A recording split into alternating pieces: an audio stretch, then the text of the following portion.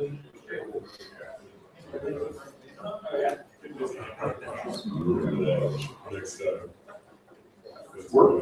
it works.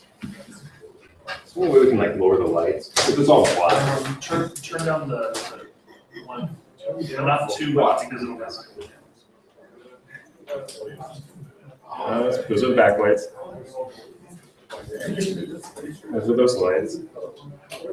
No. What these lights? What are you trying to do? If you go any Dim lower, these lights. if you go any lower, you're not going to show up on the video.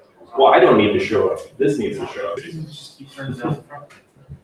Twist it. It's the one that is the metal one you twist. No, on your thing. There's no like knob anymore. There we go. Cool. As long as this shows up, this is what's important. Does this show up? Yeah. Cool. Right. All right. I actually put together a presentation this time, which is different. I don't know if anybody's ever seen my talks, but they're not very well put together.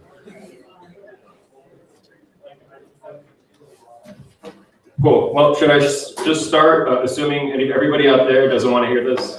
Cool. The thing is, I got a lot to cover. Like, this was a huge topic, so I tried to, make as concise of a presentation as I could, while covering all the main topics that are necessary to understand the ultimate end of the presentation, or the product, or what it is that it's been created, or what it is I've been working on. Because I can't just jump in and say, I've been working on anonymous distributed data storage, because what does that mean?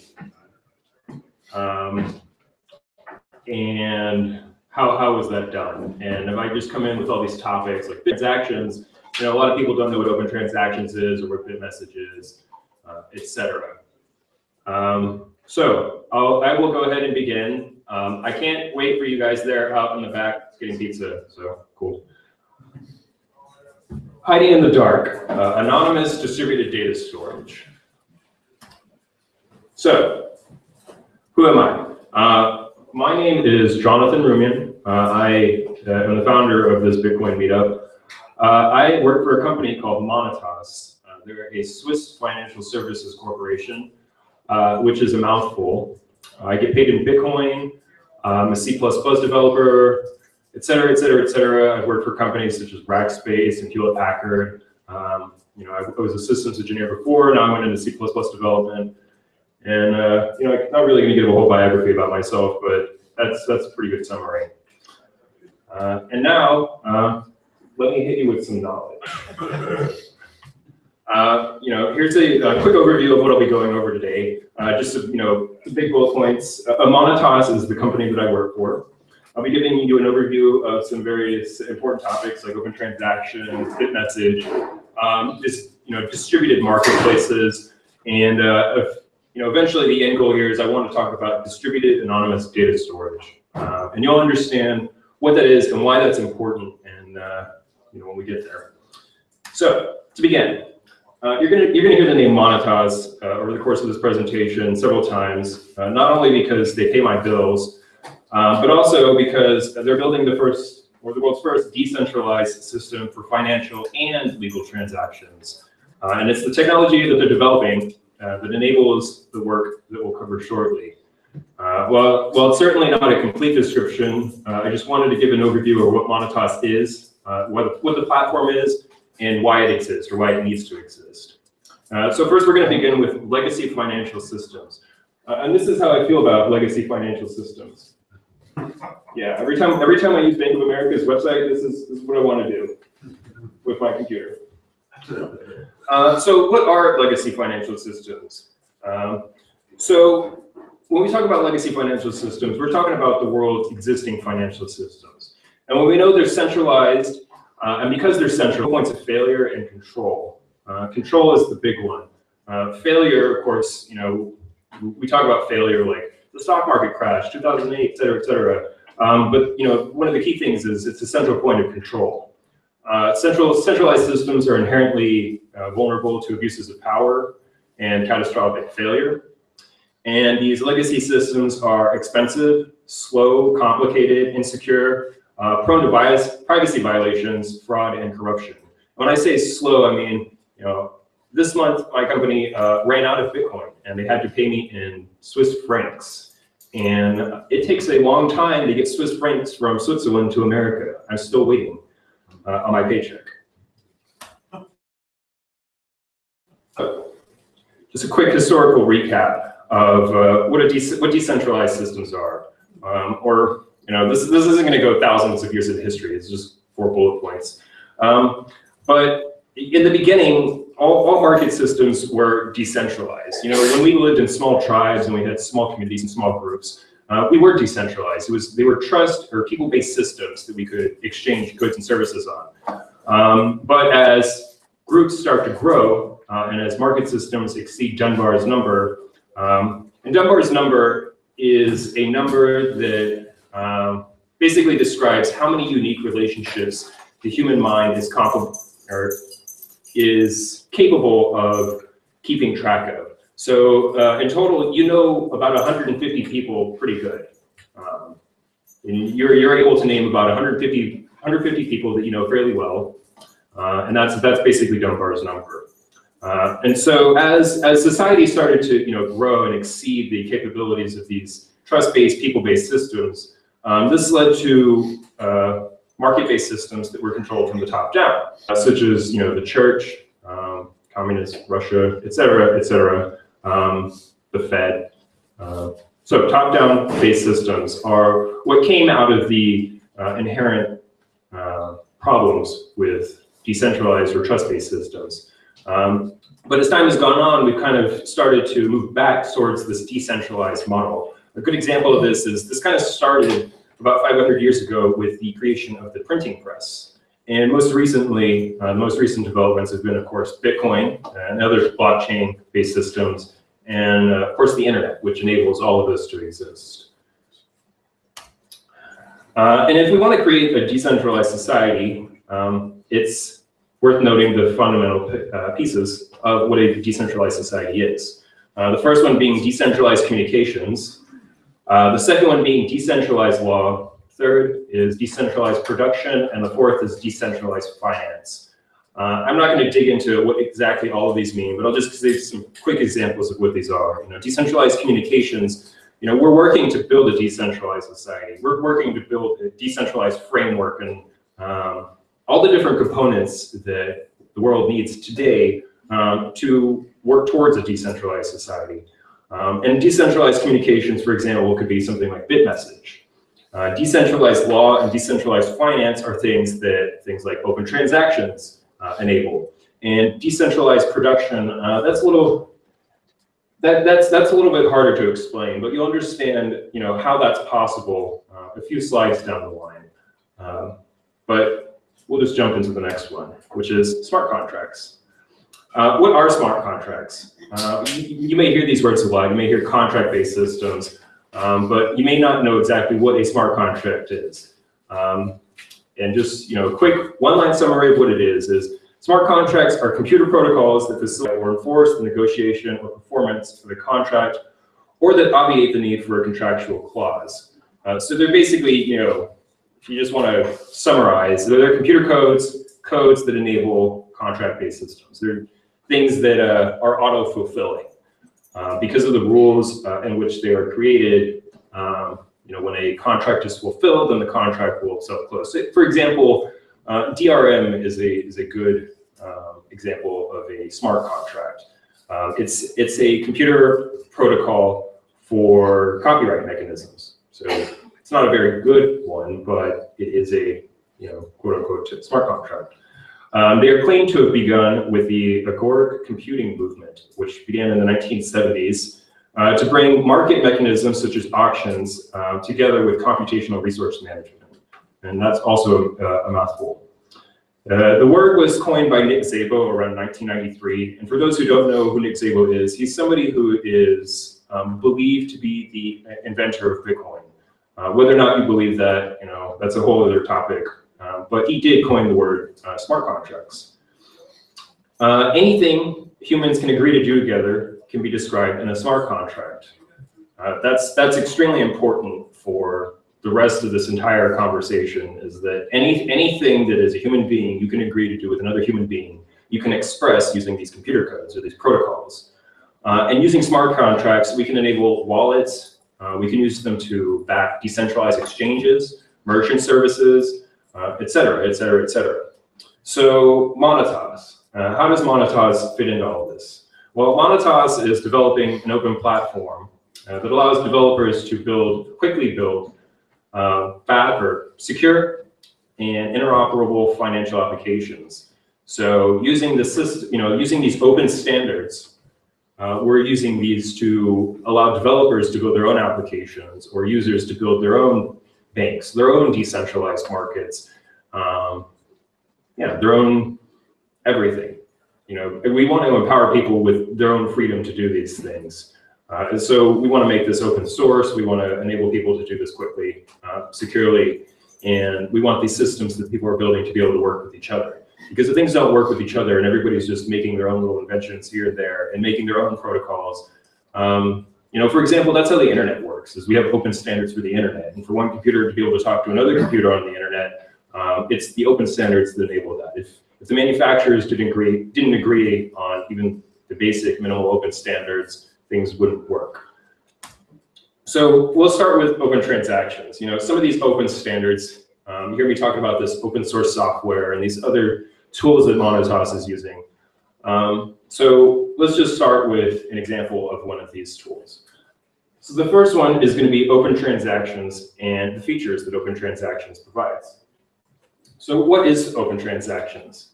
Open transactions is a financial, crypto, and digital cash software library that operates as a centralized transaction system. It's complementary to Bitcoin because it provides features that Bitcoin and other blockchain currencies can't provide, such as fully untraceable anonymous transactions or transactions with no latency. For example, when you use Bitcoin ATMs and you want to get cash out of them, you have to wait for the blockchain to complete the transaction, which can take 15, 30 minutes. I've waited at the gun store for an hour waiting for a transaction to come out. So open transactions-backed systems, or systems that are based on open transactions, would allow these transactions to happen instantly, off-chain, securely. And I'm not going to hit every single one of these bullet points, but these are some of the features that open transactions provides. I think the most important one is that there's an API, a server, and a client. So you can get all of these features. You can, you have the ability to have an exchange with no account history. You have the ability to have an exchange where the exchange can't modify your account balances. You have fully untraceable digital cash.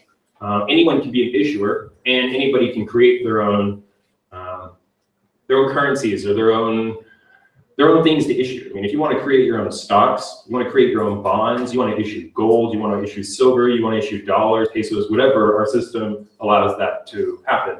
And it's all done with an open API. So as a developer, if you're coming into this, you can just plug in right to the API and you get all of these features, like that. And the last one here I wanted to cover is money changer, because you're going to hear that word over and over, and you might not know what it is. A lot of people have never used money changer. It's simply a piece of software that implements the Open Transactions API as a reference client.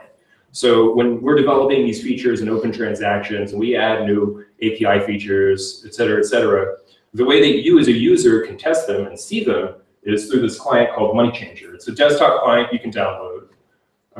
You set it up, and now you have all the features that Open Transactions provides, except on your desktop now.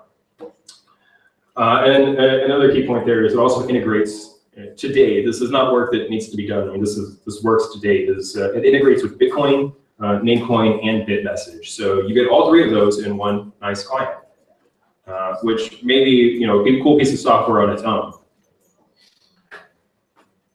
Because I don't know if many of you use bitmessage and the Bitcoin client and the Namecoin client, but having three of them all run at the same time gets kind of aggravating. And so here's just a quick graphic overview of the Open Transactions ecosystem that John Vage put together. Yeah. Newer ones too, if you want to update that. Yeah, I do need newer ones. So here's just a quick overview of the Open Transactions ecosystem. We have the Bitcoin blockchain at the top. We have Open Transactions nodes here, or exchanges.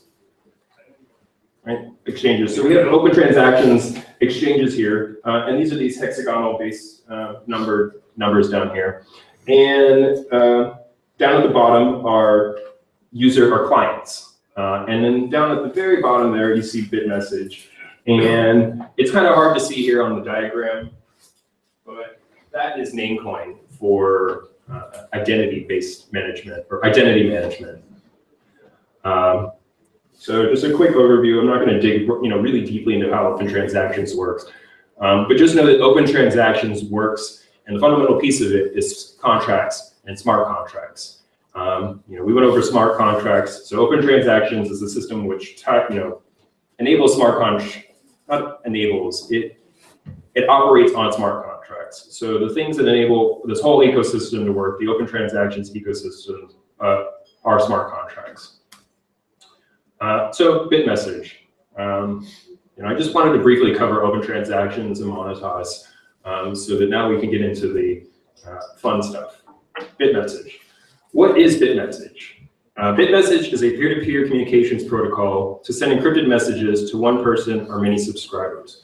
What this means is that I can choose to send a message to Justice, or I can choose to send it to this half of the room. It's distributed and trustless, meaning that you don't need to entrust anybody that you're sending the message to. Or when you broadcast a message, you don't need to trust the peers on the network. The way that it does this is if I take a message to Justice, I will take his address and I encrypt my message using his address. And then I take that message and I broadcast it to everybody on the network. And everybody on the network is guaranteed to get this message. And they're guaranteed to hold it for a set number of days. And it's user configurable. That's kind of a new feature, but I'll get into that. And eventually the message is going to make it to Justice. Eventually. And Justice will check to see if he can open the message. And if he can, then he opens it. And that's the end of the line for that message. He sends an acknowledgement that yes, he received the message. I get it, so that I know that I don't need to keep sending the message over and over until it gets it. And then there's also something called broadcast messaging, which is I take a message and I encrypt the message using a broadcast address. And everybody who's listening on this broadcast address, as it comes across the network, they'll try to open up the message. And if they can open it, then they get the data out of it. And it's guaranteed that everybody who's listening to the address will get the message because of the way the system works. When a message goes out, it's guaranteed to hit every node on the network. It uses strong authentication, which means that the sender of a message cannot be spoofed. And it also, hides non-content data, such as the sender and the receiver. So if you're sitting here in the middle of the network and you get one of these messages, you don't know who the message is going to, and you don't know where the message came from. All you know is that you have a message, you've tried to open the message, you can't open it, so you keep sending it. So that's just a quick, what is bitmessage? Just some, a quick overview of what the features of bitmessage are. The first one here is messages are encrypted and are sent across the network where nodes are guaranteed to hold it for a set number of days. That's a new feature because before it was every node had to hold it for 3 days. And that led to some problems, which I'll get into here shortly.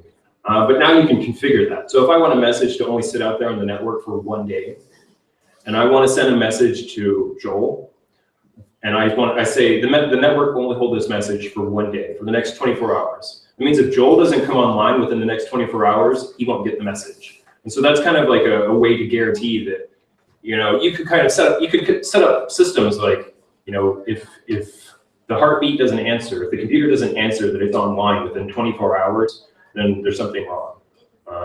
Or if this contract wasn't closed because the message wasn't received within 24 hours, then void the contract. Little tiny features like that are enabled by this new change.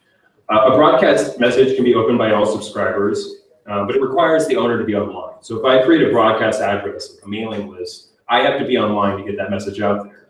And now there's a way to work around that called a channel, which is I use the password for the channel to actually, as the deterministic key to create the address. And for those of you that don't know what a deterministic key is, basically if I give the same key over and over and over, it will give me the same address over and over and over. So I'm guaranteed to get the same output from the same key. So that's a deterministic key. Messages are limited to 256 kilobytes. That's a new feature. It's also a problem, which I'll get into. And it's the basis for pretty much the rest of this talk. Messages are now limited in size. So when you want to send data across, you have to confine it to 256 kilobytes.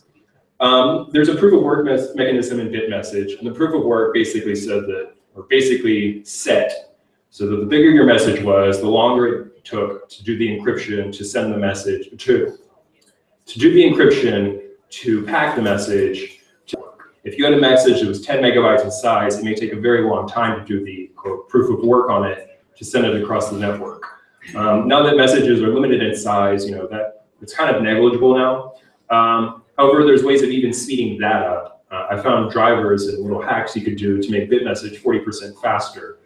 I'm not going to dig into how that works. Just know that I'll put a link. The link's in my references at the top. Okay, so on to the next slide.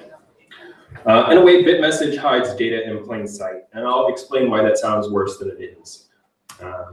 So there's just a quick example of hiding in plain sight, though not really good job of hiding. But you see some chaos here. You see a bunch of random rings. But when you look at it from the right angle, you get a nice circle. So hiding in plain sight. Why I say that is when you send a message across, you are kind of hiding in plain sight because you're encrypting the message, and everybody on the network has this message. This also kind of enables a what's the word I'm looking for? Reasonable doubt? No, plausible deniability. That's the word I like. Plausible deniability, because everybody's getting the message. You don't know who opened the message. You don't know where the message is going, because all you can guarantee is that every node on the message. So even if you get caught with all these messages on your computer, I don't know, couldn't open them. That's how the network works. Nodes can't arbitrarily open messages, so that's why this might sound worse than it is. So binary data doesn't need to sit around on the network permanently. It only needs to sit out there long enough for the messages to survive. So if you send a message and you set the time to live for 1 day, then it doesn't need to sit out there forever. It's not on a blockchain. It's not permanent. It only needs to sit out there long enough for the recipient to get the message. Messages can still be encrypted on top of what's already sent out. When you send a bit message, it's plain text. It's just like a plain text email. But you could PGP encrypt that message, which many people do, and send that message through bitmessage. So now you have like an extra layer of encryption if you're really paranoid. And then perhaps this one on the wrong slide, but I did want to point it out, is that although you can only send text data over the network, there's a mechanism in computing or in programming called base64 encoding.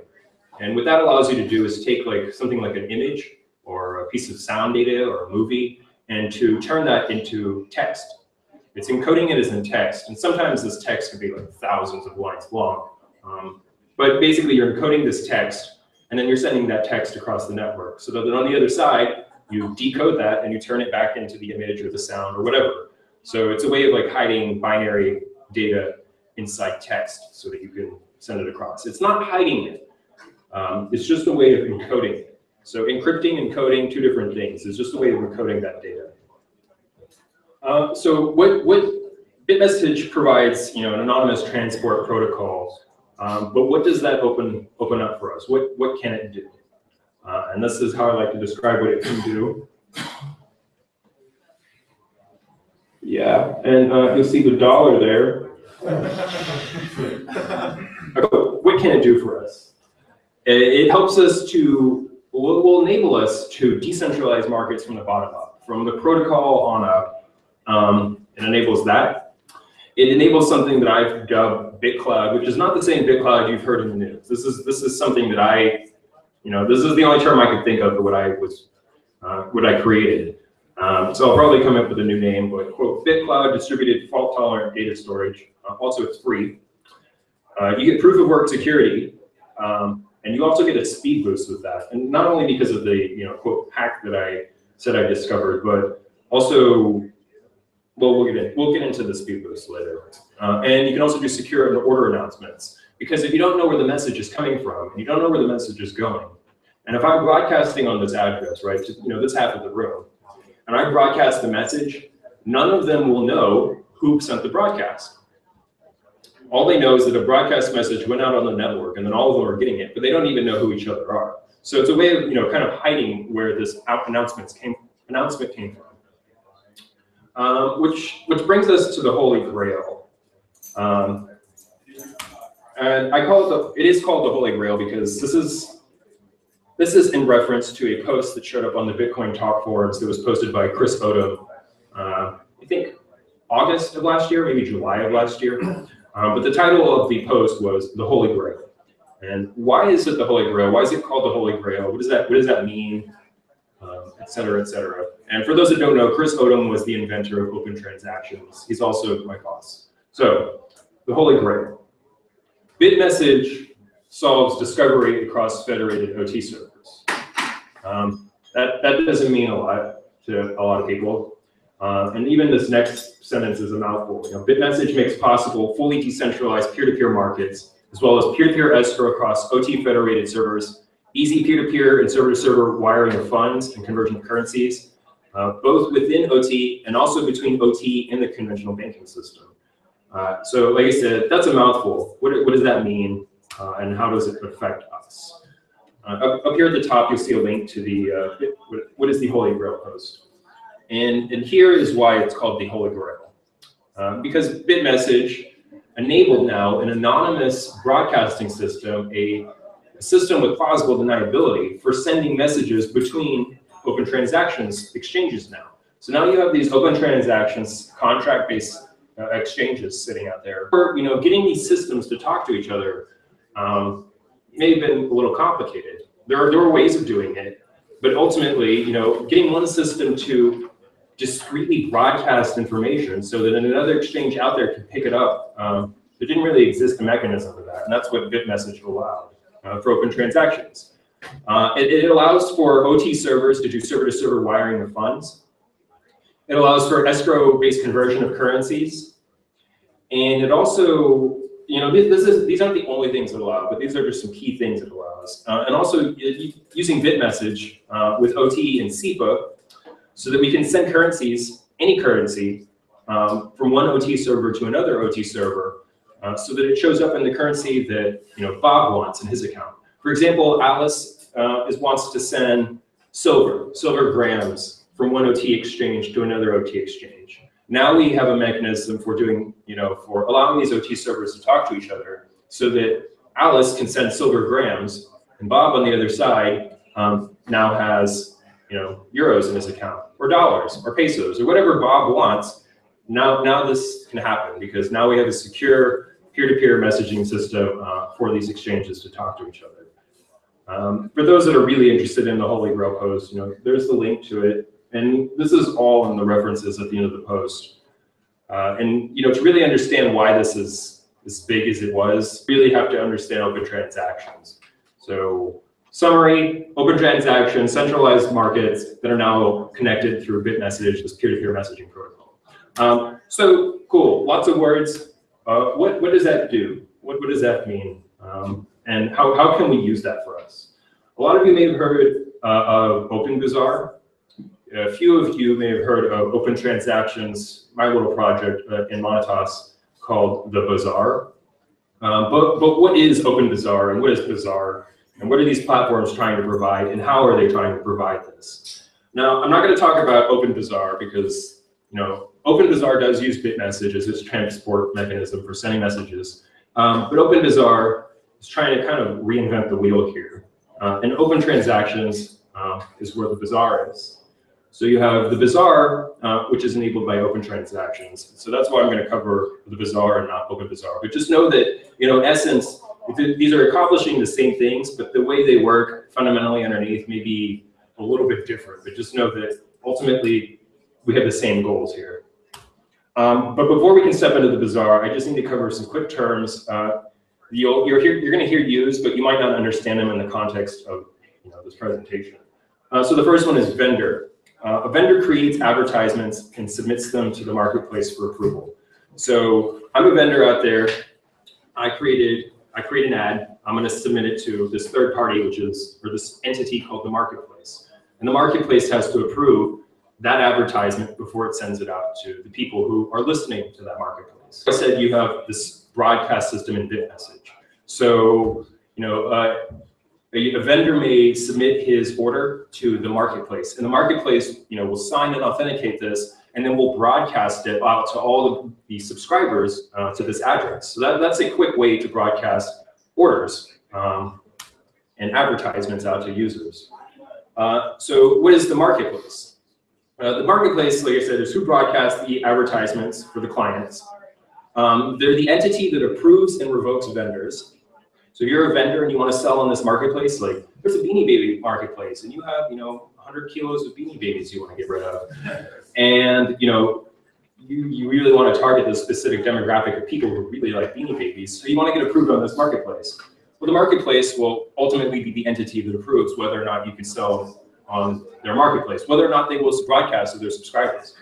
If the marketplace trusts you, and the users trust the marketplace, then it's a good way to get your message out to as many users as possible who are interested in that specific thing.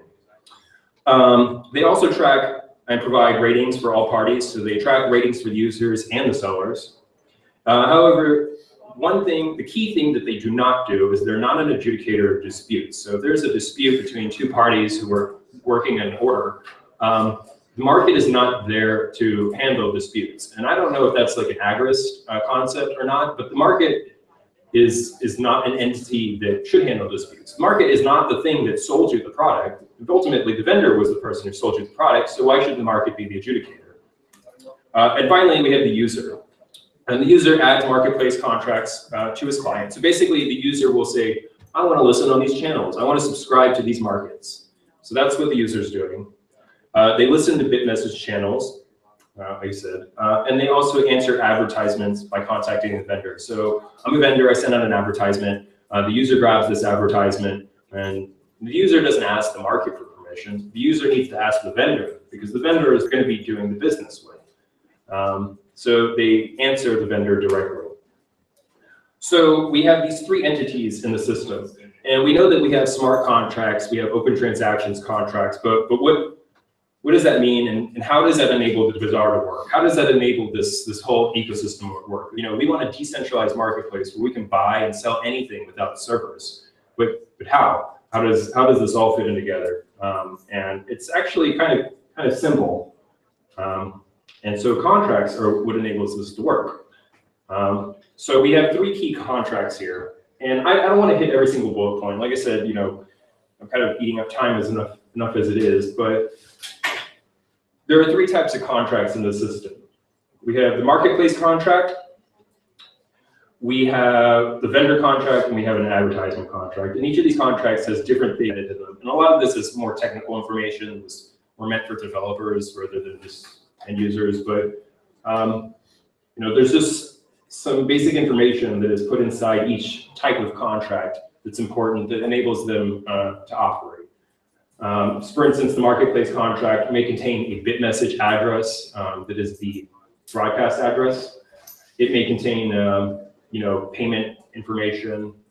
It can contain URLs, I2P addresses, freenet addresses, and vendor contract. This has their payment information in it. This has their BitMessage address information in it. And it's also similar to an OT asset server contract, which I said, is also kind of a technical topic because that ties into more open transactions. So I'm not going to really get into a lot. And you have an advertisement contract, which is a contract that the vendor creates. They send it to the marketplace. It has to be signed by the marketplace and the vendor. Alternatively, if the vendor has high enough rating, they don't need the marketplace to sign it, but that's something different. But ultimately, someone needs to sign that contract, and the user needs to trust that contract before they'll operate on the contract, before they'll see it as a valid offer. It may have a timeout field. For example, I have a sale going on. I'm going to sell, this item from Black Friday for the next 12 hours, and this is how long this offer is valid for. It contains text content. Now, all OT contracts are text. These are just like you could look at them in a file and just read line by line what they are. It's not like binary 0-1 data. It's actual text data that's out there. So why is that specifically important? Because remember when I said when we want to send images across the network, we have to encode it to text. When we want to send video and sounds over the network, it has to be encoded in text. So that's where that would go into. Contents contain text. Typo there, contents, text, content. Okay. So now the order process. I'm going to try to just breeze through this because the next few slides are the fun ones. So I just need to step into 2 notes about 2 quick terms to actually explain the order process really quickly. The first one being the user order, which includes a copy of the advertisement. So like I accept an order, I have to include a copy of what it is I'm ordering. And the vendor acceptance of an order. So if I am a vendor and I accept your order, I need to include a copy of that in my acceptance. So that's all those things mean. Also, it will contain payment information in it. Like, am I going to use the OT escrow-based system? Am I going to use just plain Bitcoin or Litecoin or Dogecoin or whatever? You know, I need to include that payment information in there so that somebody knows where to send the actual money. So we get to the order process. Number 1, if I'm a vendor and I want to join this market, I'm going to send my contract to the marketplace to approve me. If the marketplace approves me, then of course I'm going to get an approval notice. And at that point, I'm going to send my advertisements to the marketplace for approval. And the marketplace is going to sign off and approve these. And then the marketplace is going to say this is sufficient information, and it's going to broadcast it to all the users out there.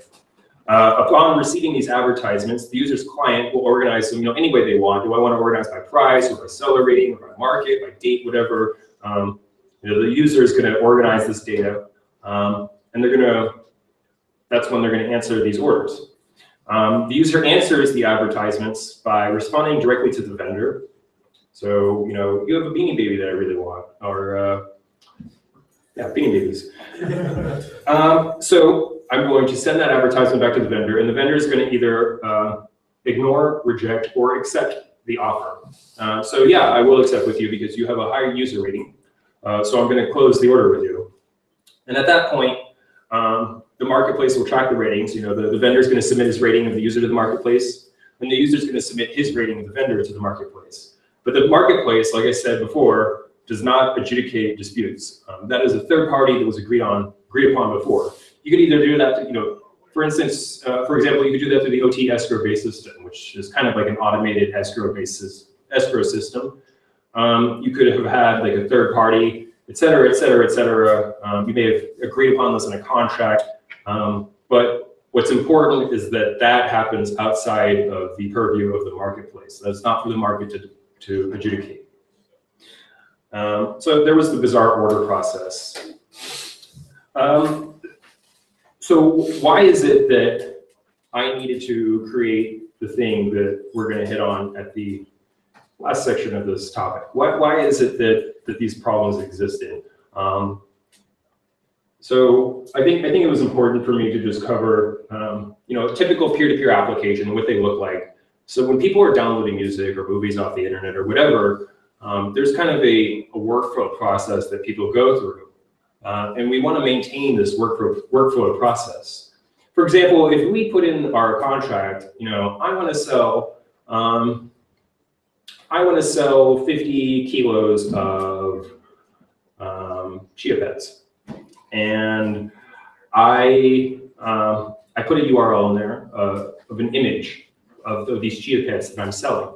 And that image goes to my website, which also just happens to be a FBI honeypot server that's just watching out there to see whoever clicks this. So suddenly all the anonymity that the user had is gone because they've left the application, they've left this whole system to access data that's somewhere else. And now they have to trust another network. They have to trust another system to get all this information out of.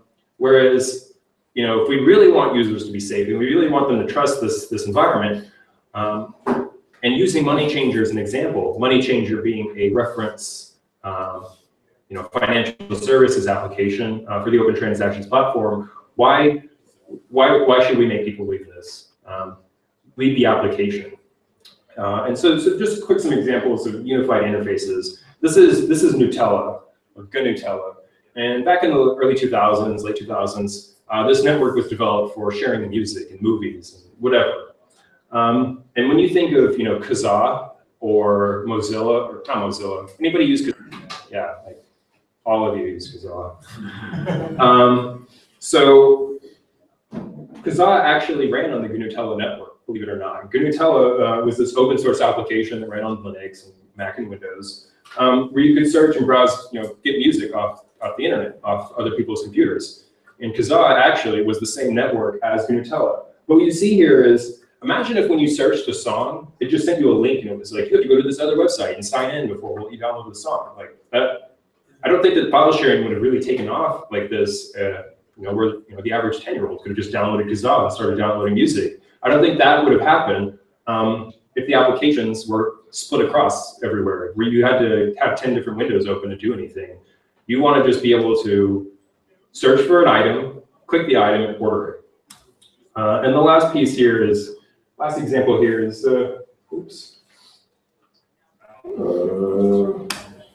Kazaa. And it's a bad screenshot, but the most important thing here is that little image up there. Now, I know Kazaa didn't actually embed album images in their searches. It was actually going out to a web server getting this information.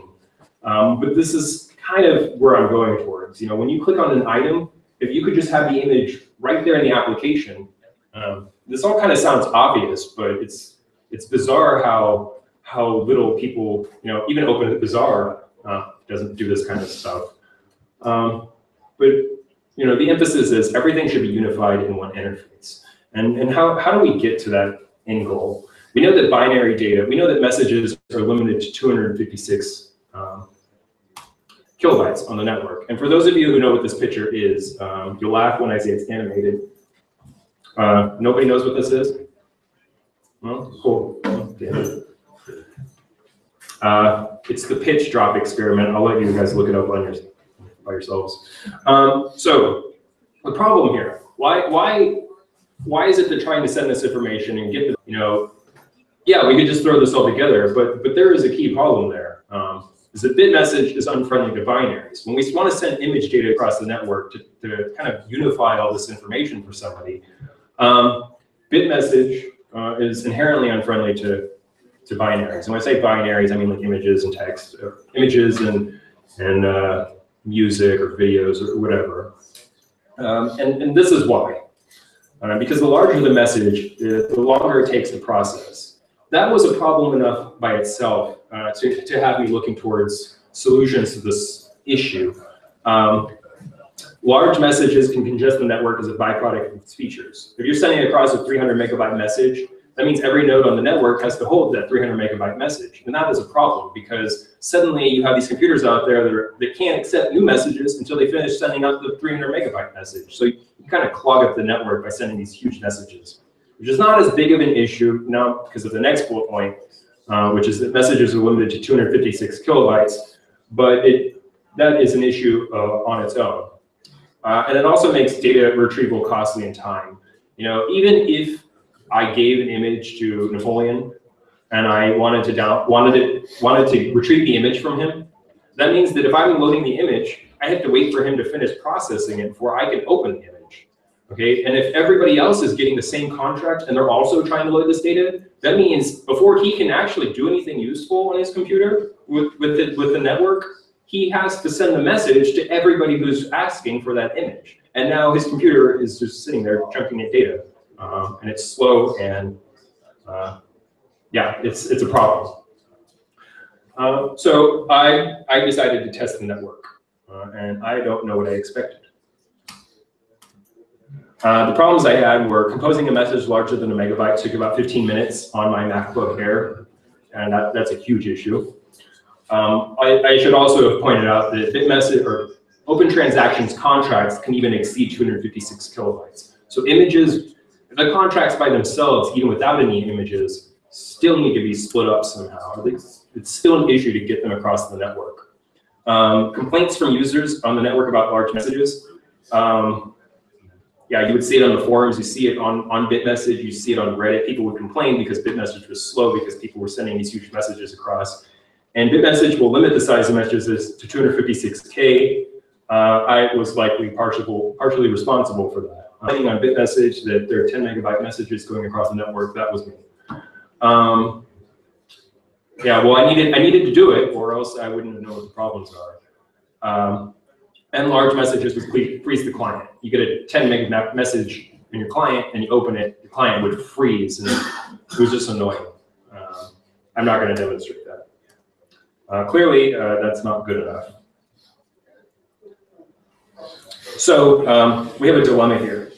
We know that we don't want advertisements to be extraordinarily large because that may complicate the process more. We don't want users to leave the application because that can destroy anonymity. We know that we could put tags in the images, like kind of like a URL for an image, so that the client may, look at this tag and say, oh, there's an image that belongs there, and we'll, display. However, like I said, if we store it with one person, that's going to create an issue because it's going to create a bottleneck. It's going to create a central failure point. And it may give away information about the users. So I started thinking, if we know that data, we know that these contracts may exceed 256 kilobytes, so we know that we have to split it up anyways to stream it. So if we're splitting it up, why should we wait for one person to handle the data? And then it hit me. Yeah, this is exactly what it looked like when it hit me. Magic, or well, I can see in that way. Anonymous distributed storage. And that phrase sounds nice because in a world where scam coins are created daily and projects are never getting off the ground, like Ethereum. Sorry if you guys are listening. Or never being released. I needed to implement it, and I needed to implement it with these constraints. So, I didn't want to just come up with this idea and say like, oh, yeah, we'll just do anonymous data storage, because I say that and people are like, okay, cool. Now, what does that mean? Or do it. There's a lot of snake oil out there, so I had to actually implement it. So we know that, to summarize where we are right now, I created a distributed and anonymous storage to solve the problem of putting binary data inside of contracts. And we know why that problem exists.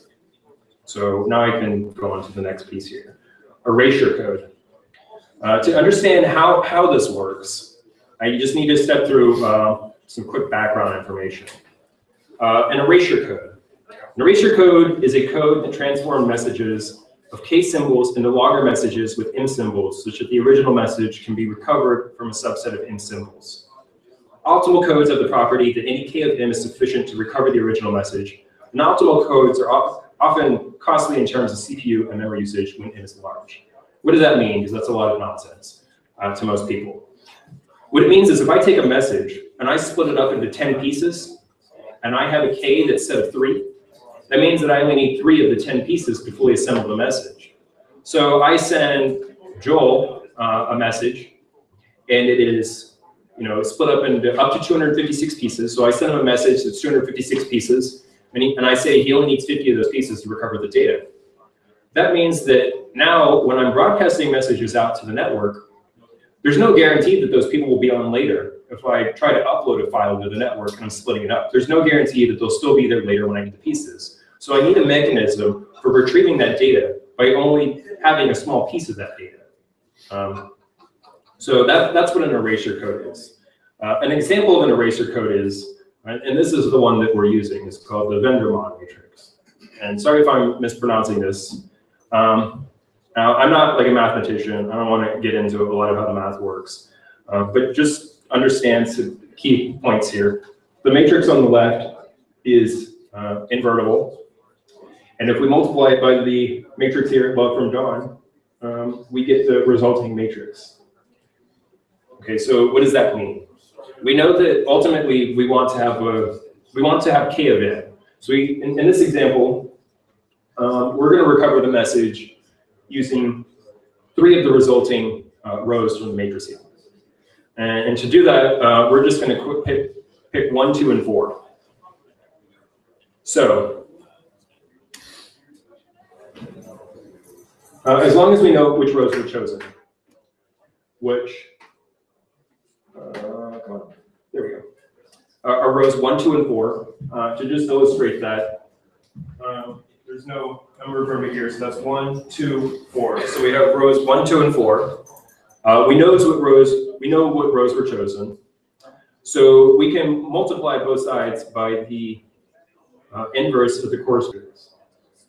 Now we know that the Vendermon matrix that we get out of it, we know that because going back to the slide before, we had that matrix that we assembled on the left. That was the Vendermon matrix. So we know what pieces that we need to use here. And we know that if we multiply both sides, and I'm not, like I said, I'm not a mathematician, I'm not going to get into a lot of this, but if we multiply both sides by the inverse of that left side, we can solve for the missing piece there, which is x,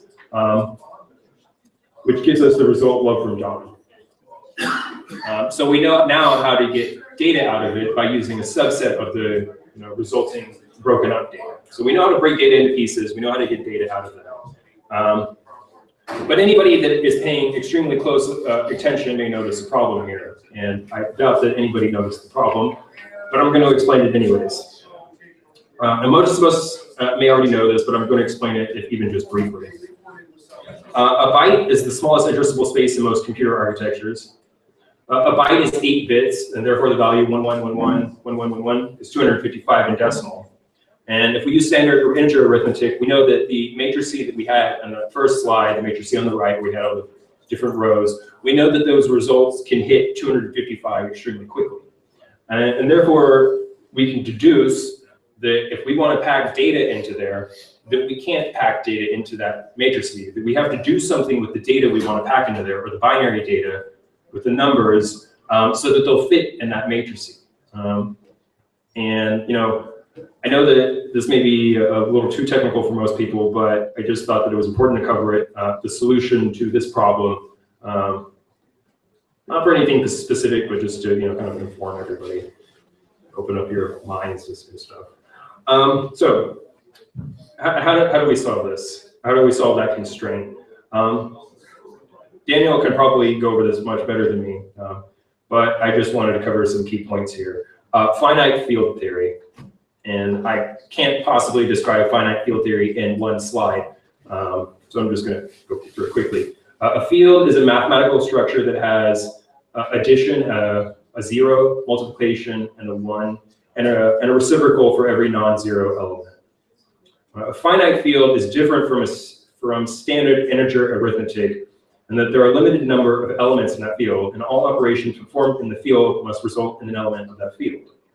A finite field with p of n, or p to the nth power elements, is denoted as gf p to the nth power. It's also called the Galois field. There exists a special field in this branch of mathematics called gf 2 to the 8th power. And it turns out that if we operate in this field, all matrix values are guaranteed to be in the value of 0 to 255. So just by using this constraint here, we know that we can force our data to fit into that matrix. So now that we've solved the byte constraint matrix issue, and I know that probably nobody here knows C, but here's just a quick computer code for operating in that field. I won't get too deeply into that. So let's just recap. That was a bunch of data, a bunch of information that I gave you guys. So just a quick recap. We have a transport protocol that maintains anonymity. We want to be able to broadcast binary data inside that size constraint of 256 kilobytes. And we have the algorithms for being able to split the files up into pieces with fault tolerance. And fault tolerance means that I only need pieces of the full set of data to reconstruct our data. So let's put it all together. We take open transactions contracts, use money changer as a reference client. LibBM wrapper, that's the library I wrote for bitmessage integration. libnmc RPC for namecoin integration. C++ 11 threading facilities. And then this library here called FECPP, which enables forward error correction. And what forward error correction is that erasure code. Or the erasure code is a type of forward error correction. So it enables the Vendermon matrix that we wanted. there a couple of slides ago. So I took all this information and I put it together, and I created a anonymous data network. In developing my test, I wanted to adhere to a set of guidelines and principles enforcing privacy in as many areas as possible, while still giving people the freedom to divulge information about themselves if they wanted to. I wanted to cover some of those guidelines and share some approaches that I have to keeping within those boundaries. It's not conclusive, but I hope that it's a good starting point for people to understand why things are implemented the way they are and perhaps how. And also for people to know that this is probably going to change, and that I hope it does change. I hope that people could contribute later. So uploading data. Who doesn't know what this slide is? Okay, you guys need to go watch Johnny Mnemonic right now, tonight. That's Keanu Reeves getting data uploaded into his head. He's got 100 gigs that he's uploading into his mind right now. So we know that we don't want every host to have every piece of the file, because that defeats the purpose of splitting it up. If everybody on the network has every single file, then there becomes some size issues there. The network can't possibly grow that. We know that we only need to send a subset of the data on every broadcast channel. Say we're broadcasting this data on channels, these broadcast channels. We know that if we split up data, that we only need to send some pieces of that data to every channel. And then on the other end, you only need to be listening to a few of those channels, because you're relying here on this fault tolerance. And there's the expectation from the beginning that not all of your users will be online. So that we know we can split up data across channels, which is what I do. I take a couple of channels that are created, like I said, with the same addresses, and then I split up the data and I broadcast it across all these different addresses, so that people listening on the other side are storing that data, and they're storing it on their hard drives and indexing it. One of the issues that I haven't found a solution for is that files that exist on the network shouldn't be uploaded twice. If you have, a gigabyte file, why should you upload that 10 times if it already exists on the network? If you can already retrieve that same file from the network, why should you have to keep uploading it?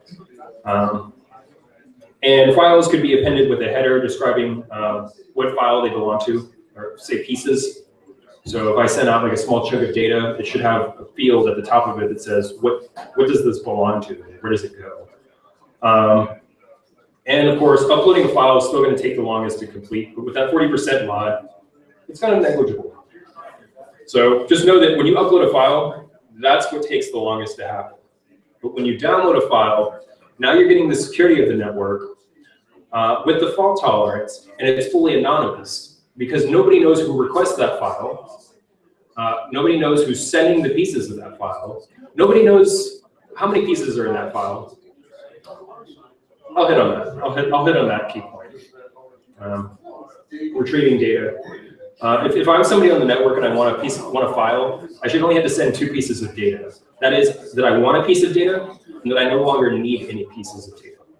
Anything more than that, I think, may give away more about the user than I want to give away. They should only have to say 2 things. I want data. I no longer need data. A broadcast will contain the requester's address where they want to receive the file.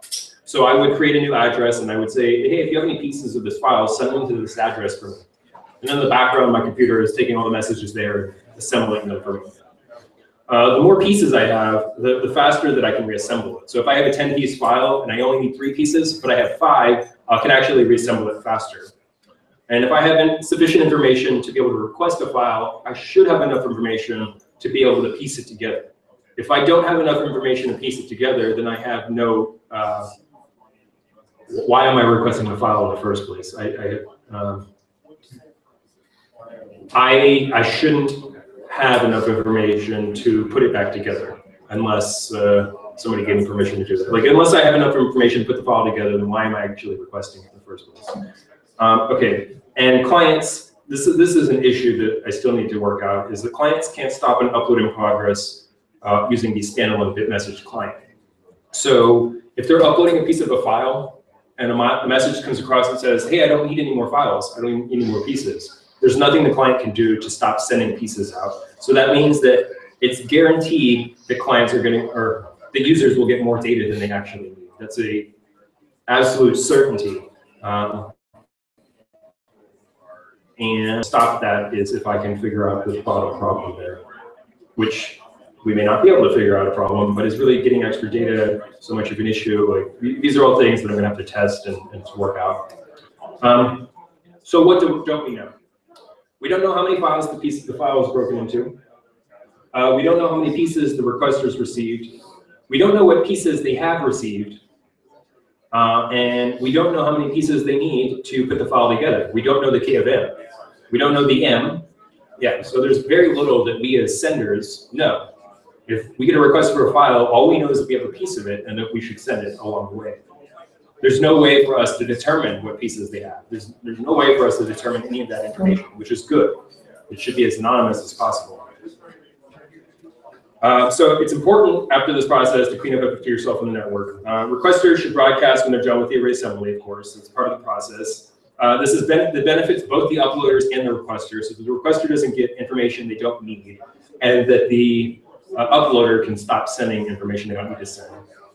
If you're downloading a file, you should set a, probably a short time to live on the message. The message doesn't need to sit on the network for 30 days. It only needs to sit out there for maybe a day, 2 days, long enough for it to hit users for them to download the files.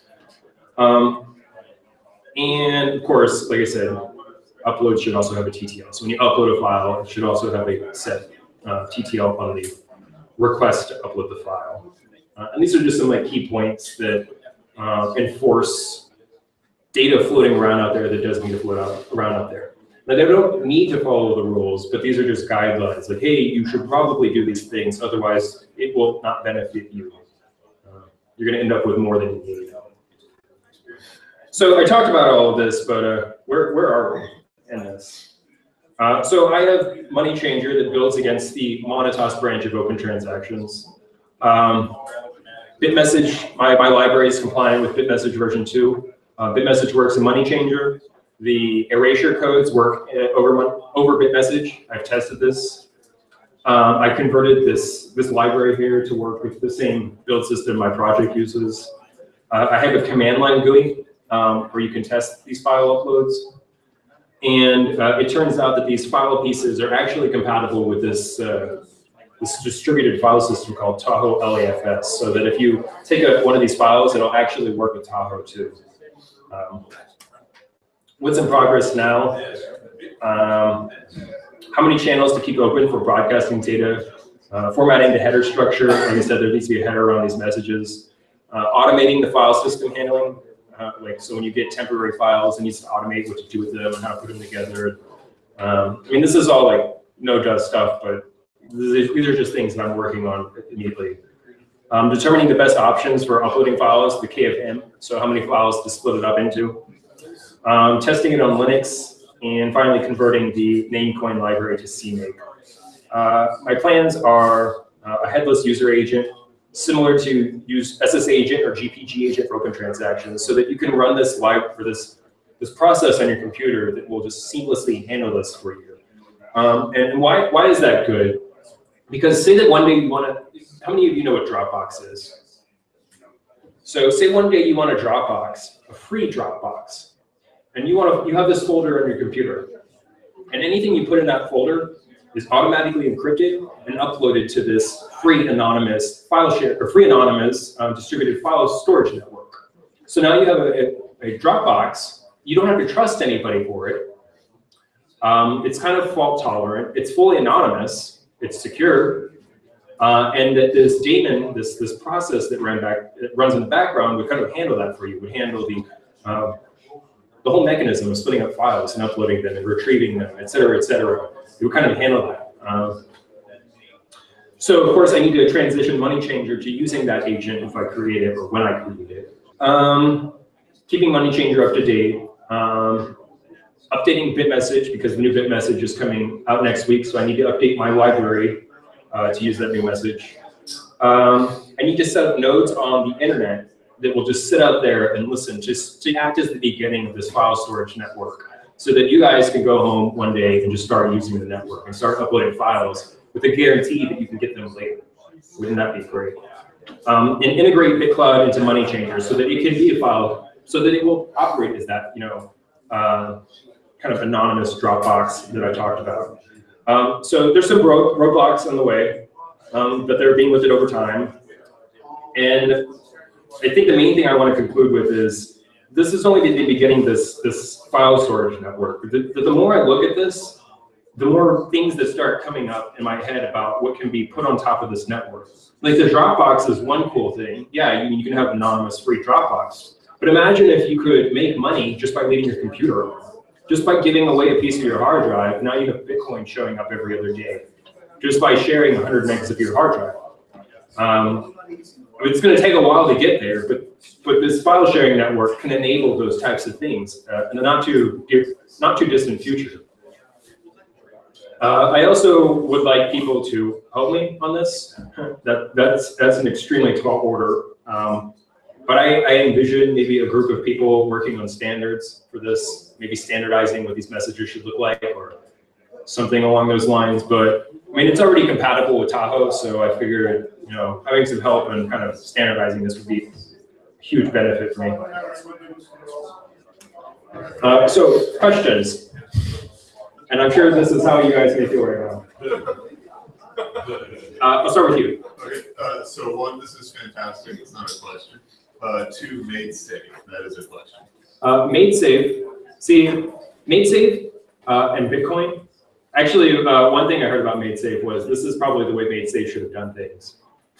And then there's also BitCloud, which is like another project similar to this. And there's actually another project called IPFS that is kind of like BitCloud. But all these problems rely on, or all these systems rely on tokens. And that by their very nature, they're not meant to be free. They're meant to incentivize somebody. What I want to do is create a system that you could be incentivized, or you don't have to be incentivized. It should just be a free system that doesn't rely on Bitcoin or anything. It should just be this free contracts-based storage system. But I know that it's not like MadeSafe, and what I've heard is that MadeSafe should probably have done things like this. But I gotta look more at MadeSafe and how they did things. Okay, you and then you.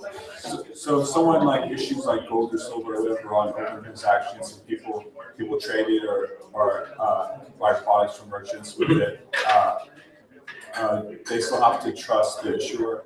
Yeah, and the way that would be done is through colored coins. Now I need to add. There's actually 2 slides I need to add here. The first one is Namecoin, and the second one is colored coins.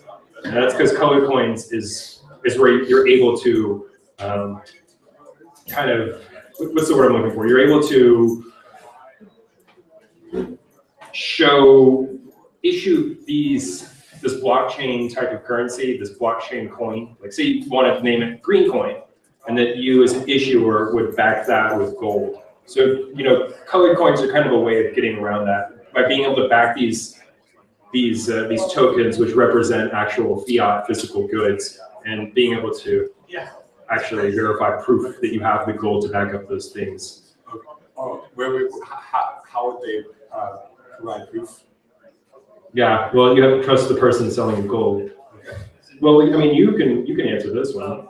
I would say you asked the question: what if somebody issues gold in open transactions? That doesn't make sense. Right? You can't issue gold, right? But I mean, like, what you can do is you can issue promissory notes as negotiable instruments. That's what you can do. So a promissory note is some bank's promise to say, I will redeem these promissory notes for physical metal. And that's what you can issue in open transactions, just these tokens that represent the promise. But gold can't actually be put in the blockchain. Right. So you need a way of representing gold. Right, or representing the promise to redeem gold. But I heard open transactions, like they were working on a way like spread the risk for example what we were just talking about for an issuer. You may be able to do that through like federated servers, but ultimately, like, I mean, if we're trying to get rid of these legacy banking systems, maybe we shouldn't have systems that are backed by gold. Well, But I digress. Bitcoins are digital tokens, and there's a concept called voting pools, where you split the responsibility for the deposits that back these promissory notes amongst multiple parties. And that's like a whole giant topic of in of itself. Like that took like a week to describe. That's something you can do with Bitcoins, but you can't do it because gold's not digital. David. You said that there's going to be a free storage, but if you donate space to this, you get paid in Bitcoin. Where's the Bitcoin with its free storage? No, you don't have to get paid, and that's something that can happen later. I mean, building upon this platform, people can set up mechanisms for doing that. Say for example, I have 100 cloud instances sitting out there on the internet, and I'm saying, if you pay me Bitcoin, I will guarantee you to back up your files on this network for 30 days. So you pay me Bitcoin to this address, and you subscribe to this backup network for 30 days. Or you could say like, I'm a user on this network, this like third party, somebody runs this this collection of who's out there on the network, like a list of names or a list of identities. And then they'll say like, if you're part of the network, then we'll issue payouts if we can guarantee you're online. I mean, these are kind of things that still have to be worked out, but ultimately like the underlying framework of being able to split up and store the files out there is what's important. Is that building on top of that framework, you could build payment systems or systems people can be incentivized. But from the beginning, being incentivized is not the key thing. Like from the beginning, having it able to run free, completely free, behind the scenes is the important thing. Is there a feature built in that kind of helps prevent like a denial of service type attack where someone could just submit like a lot of requests on the network? That would be the proof of work. That's the amount of work required to compose the message. Now, of course, there's ways around the proof of work, like I said, but ultimately, if you only need a couple of pieces of a file to put it together, no matter how many times you span the network of the file, like one person isn't going to be like severely impacted from that. The load is distributed around to a lot of people. How is open transactions different from Ripple besides like the altcoin? That's a big question. Well, I will start out with saying that Chris, who invented open transactions, probably, how should I say this? He invented Ripple. In some ways, he invented Ripple, but they kind of took his work. He is a big reason why Ripple exists, but it's a good thing that he did not get the investment and did not get the interest behind that project, because perhaps if he did, he may not have put in the work to open transactions that he did. But Ripple is a token-based system, and open transactions is not. There's no tokens in open transactions. I think that kind of summarizes it, right? Like a quick one-liner. Ripple has tokens, OT doesn't. In open transactions, you have servers that are called notaries, and each one is its own namespace. Ripple tries to form a global ledger. Ripple's global network, though, is a closed invite-only network. Like, you can't just start a Ripple validator and join the global Ripple network. You have to be invited in by people who are already in it. Whereas open transactions, it has no concept of a global ledger. For anything that requires a global ledger, it delegates that responsibility to the blockchain. And anybody can start an open transactions notary and just start operating within their own namespace. Or using BitMessage to connect these federated servers. I mean, that's like the gist of the Holy Grail post. Yeah, and BitMessage is the global communication network, and the blockchain is the global quantity preserving ledger. Because you can't forge the blockchain, but what you need is a quick mechanism for sending messages out and getting the message to X number of subscribers. basically guaranteeing anybody who has that address can read messages off that address. You need a quick mechanism for doing that. Cool. Is that it? Like I said, sorry it was a long talk. I had a lot to cover.